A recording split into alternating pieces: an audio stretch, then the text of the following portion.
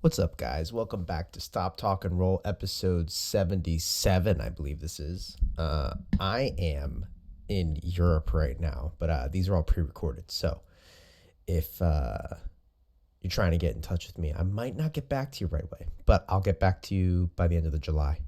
So in the meantime, if you like the video, please consider dropping a like, subscribing to the channel, ringing that notification bell. I get these episodes out every morning, 8 a.m. Eastern Standard Time, Monday through Saturday, even while I'm in Europe. And if you want me to review one of your rounds, check out the description below there.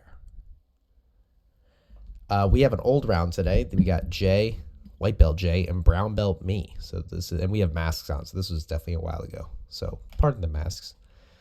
You get it rolling. I have no recollection what this looks like. I've talked about this before, just a simple little thing. I don't like fighting from my knees. Like, I think it's a waste of time to just fight from your knees. I mean, sometimes it happens in the middle of a roll, but like starting like this, I don't think it's worthwhile. So basically, if my partner walks up to me on my knees, I'll just sit to guard. If they sit to guard, I'll start passing. If we're not starting from stand up, it's something I recommend that you do to, expedite the process of getting better at jiu-jitsu. I really don't see a point fighting from your knees. If you want to do stand up, just do stand up.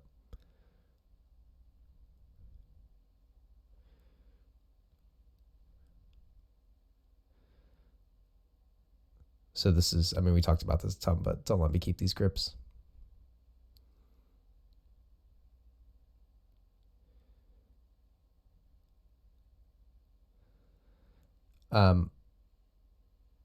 So what I'm making sure to do while I'm sitting here is making sure Jay's between my knees here.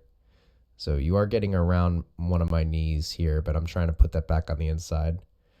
And I'm pulling his arms in when I do this. So it's kind of like a pseudo spider guard, but I'm looking to get his elbow on the inside of my knee on both sides. It's actually a technique, funny enough, that I learned when I was a white belt, when I was learning the punch block series. When someone's trying to strike you from guard, is just to capture, this isn't exactly it, but this just to capture their arms around your, like, pin it against your shin. It's old school, but it definitely works. I'm looking to hit the butterfly sweep, and I hit the butterfly sweep, but I didn't follow up for whatever reason.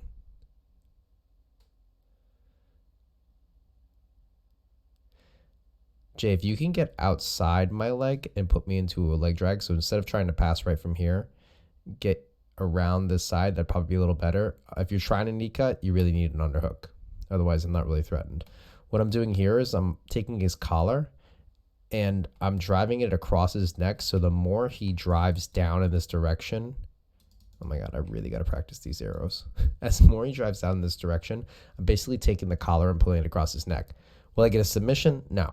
But it does choke them based on how much pressure they put into it. So if they want to relieve the pressure, they have to back up, or they just have to kind of eat it, in which that case I can really start messing with them because I have their neck wrapped up. So there's really no way for him to continue moving forward. He has to address that, which is just break the grip.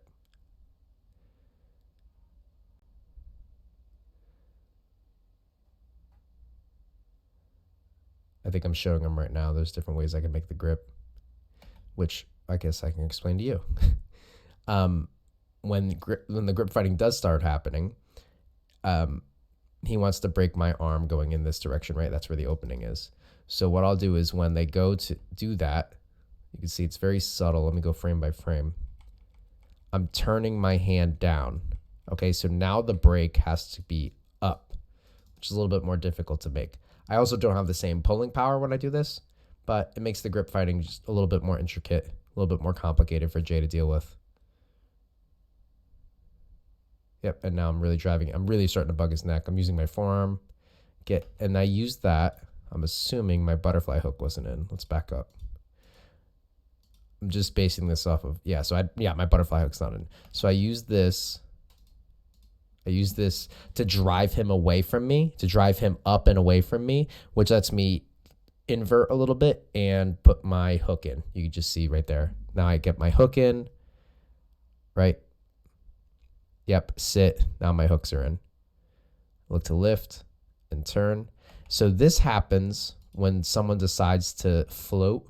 So they'll put their weight forward. It could be a little difficult to sweep them sometimes, or I feel like if I do sweep them, it's not going to be successful, or I'm not going to get into an advantageous position, or I just can't come up with them. And that's probably what's registering with me right now.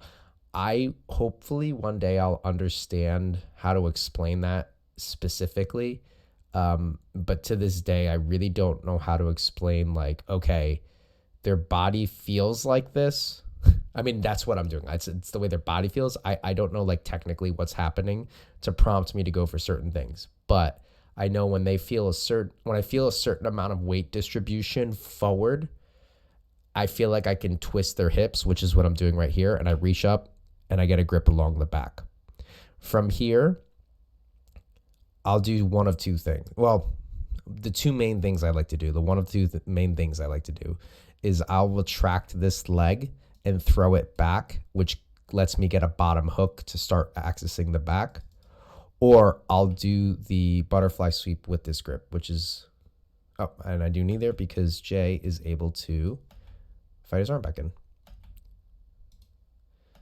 So what I need to do, if I'm going really hard for this, is glue my chest to his back.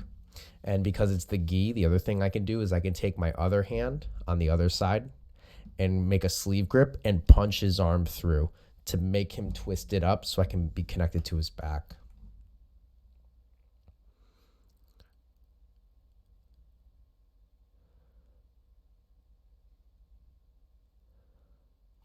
That's actually the bet. I've been working on my butterfly sweep the other direction. So be careful when you're playing butterfly guard or when you're passing butterfly guard. If you let me get my legs extended to 90 degrees, or anyone for that matter, they're going to have power. Here I have no power yet. But you bring your weight forward, right, which allows me to lift. And this is like a giant platform, and you're tilting in this direction. So this is like a giant platform to kick you over. Boom, and I'm up.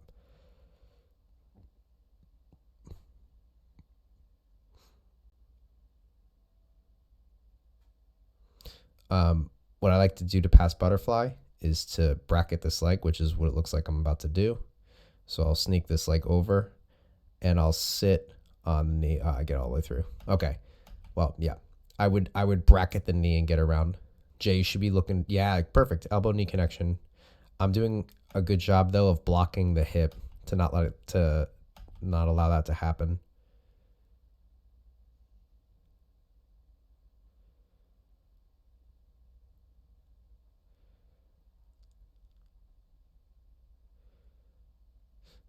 So I'm not too worried about the mount escape right now because of my leg draped across your hip. So, and I'm always just cognizant of making sure that you can't wrap your knee. I prefer to be in mount, but I'm not too worried, honestly, if you trap my foot. As long as my knee's free, I still have the mobility. I'm really not concerned about it. Is it better? No, it's better to have mount, but a 3/4 mount, I don't mind. Like if you said every serious match for the rest of your life you get to end up in 3/4 mount, I'm gonna be like, all right, that's fine. I'll work from there.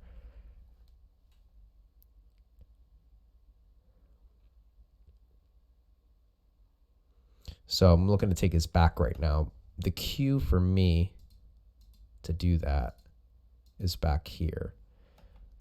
I get attached to this elbow and I pull it across my center line. Boom. It's this little thing right here. So like here, I'm hunting mount, right? Mount. I'm looking for mount. I'm looking to dig under that elbow. All right. The second, of course I get impatient. The second this happens, watch this elbow right here. This is subtle, but I'm still hunting mount. The second that happens, boom. that goes on the inside. The second that happens on the inside, now it's back. This knee's going to come up high, and I'm going to look to take the back. Yep. Trap that in. So I'm using all my weight on his shoulder and specifically in the back of his elbow right now.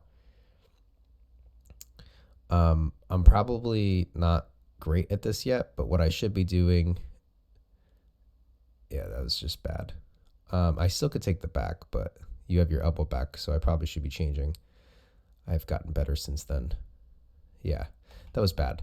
Good job, Jay. That was good on your part of getting your elbow free. That's what you want to do. But here, what I should be doing is sitting to my hip, and then you go hip, butt, hip, and take your back. That's what I should be doing. But I'm not good. So that happens sometimes. It's nice to see because, guys, jiu-jitsu progress is, you should compare yourself against yourself. And I like to think, I've been training for 13 years. I like to think of it in like 6-month increments. But if you haven't been training that long, or if 6 months is just like, if you've only been training for 2 years, you could still do 6 months, but you could do a month. Like if you've only been training for 6 months, could you beat yourself from a month ago? Yeah, hopefully, right? Like that's what you want to look at. I know that I always look back and I'm like, I would, maybe not right now because of the condition of my leg. So this would be like the one time, like, oh, I've had an injury. But generally I would say like, yeah, 6 months ago, I would wreck myself, right? Like I've gotten better. Compared to this version of me, like this is, a joke. And I'm sure the same is true for Jay too, and everybody else in this room, right? Minus maybe like Jeff and I with our injuries. I would say that like you want to compare yourself against yourself. Don't compare yourself against others, because everybody in the room is elevating, hopefully, their jiu-jitsu game, right? And some people progress faster than others. That you can't do anything about that. All you can do is worry about yourself and your own progress. So as long as you're getting better and you're better than yourself, you're making progress. Nice. I like that turnover, Jay. So again, I'm getting my butterfly back in. Be careful raising this leg. This is like a giant platform for me. But okay, that's good. Oh, my foot's stuck in your gi. Yeah, I'm trying to get that out. I get that out, and I'm sure that's going to go, oh, triangle. But that's not a good triangle. Yeah, that's not it. Yeah, you're good. You're good.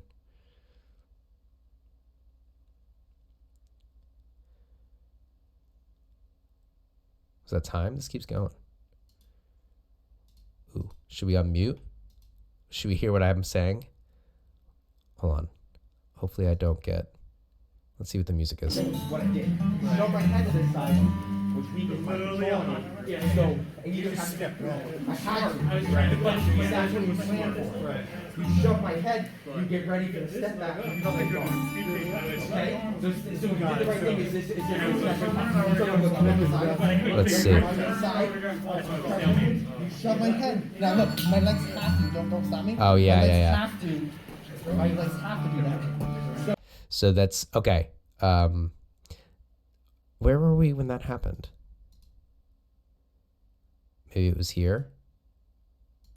Yeah, maybe it was here. So what I'm talking about is side control. So when someone's, this is actually good for guard retention too. What I'm talking about is when someone's going to pass your guard. Let me see. Where did it happen?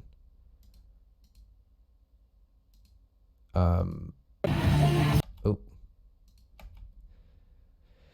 Don't want to get hit with a copyright,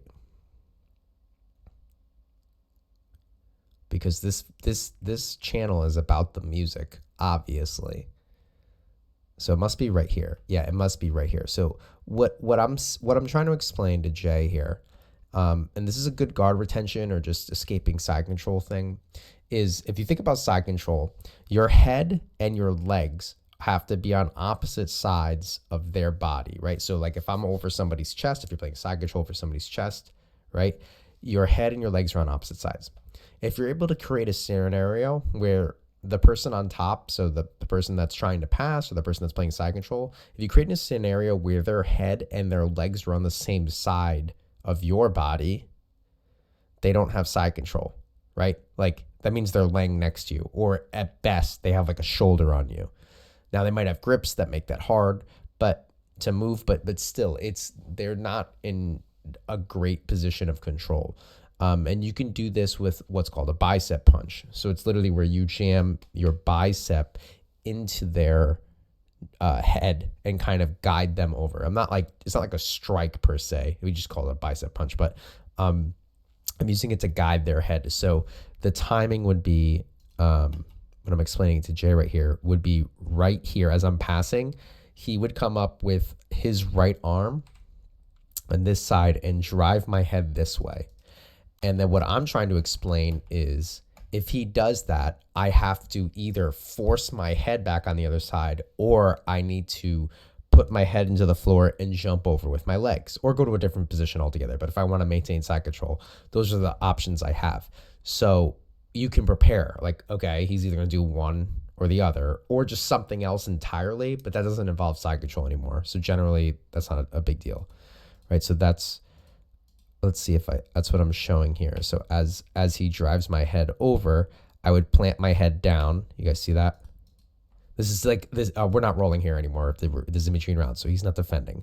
So I'm just like kind of showing technique here. So as my head goes down, right? As my head goes down, my legs can go up. This is very like chill. Like you normally would really jump. So head goes down.